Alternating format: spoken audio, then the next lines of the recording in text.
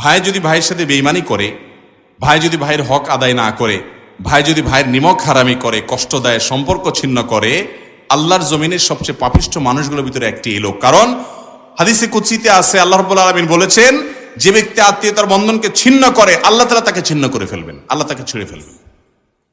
মান কাতাআ কাতাআহুল্লাহ, জঘন্য একটা বিষয় ভাইরা। আর আত্মীয়তার সম্পর্কের সবচেয়ে কাছের আত্মীয় হলো বাপ মা এবং সন্তান সন্ততির পর সবচেয়ে কাছের আত্মীয় হলো ভাই বোন। বেশিরভাগ এলাকাতে দেখবেন যে ভাই বোনে লাগালাগি, ঠিক না বেঠিক? অন্য সবার সাথে যা তা, ভাই বোনের সাথে অবশ্যই কি আছে, গুতাগুতি। ভাইরা আমার, আপনার ভাই বোন তারা যদি ভুলও করে, আপনি চেষ্টা করবেন আগলে রাখার, সম্পর্ক কখনো যেন ছিন্ন না হয়। আল্লাহ আমাদের সবাইকে সেই তৌফিক দান করুন। আত্মীয়তার সম্পর্ক রক্ষা করা সুন্নত না নফল না মুস্তাহাব? হুজুর বলে ফরজ, আপনারা বলেন সুন্নত মুস্তাহাব।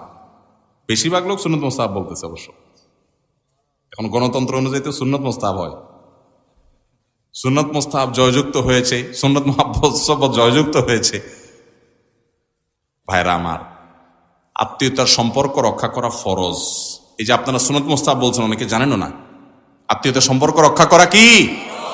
এখন আপনি বলবেন, আমি তো রাখতে চাই, উনি তো এক হাতিকে তালি বাজে, উনি তো ভালো করতে চায় না। এই প্রশ্নটাই হুবহু এক সাহাবী করেছেন নবী সাল্লাল্লাহু আলাইহি ওয়াসাল্লাম, ইয়া রাসূলুল্লাহ, আমি তো আমার আত্মীয়ের সাথে সুসম্পর্ক বজায় রাখতে চাই, কিন্তু সে তো আমাকে ক্ষতি করে, সে তো আমার সাথে সম্পর্ক বজায় রাখতে চায় না। নবী সাল্লাল্লাহু আলাইহি ওয়াসাল্লাম বলেছেন, তুমি যা বলেছো সেটা যদি সত্য হয়, তাহলে তো সে কপাল পোড়া, সে তোমার সাথে সম্পর্ক নষ্ট করে খারাপ কাজ করছে।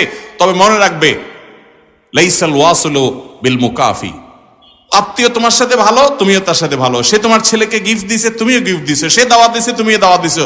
এর নাম আত্মীয়তার সম্পর্ক রক্ষা করা নয়। এটা তো যে কারোর সাথেই করবা তুমি, হাল জাযাউল ইহসান মতো। কিন্তু তোমার আত্মীয় সুবিধার না, তারপরও তুমি তার সাথে ভালো আচরণ করো, এটাই হলো তোমার আত্মীয়তার সম্পর্ক রক্ষা করা। চেষ্টা করবো তো ইনশাআল্লাহ।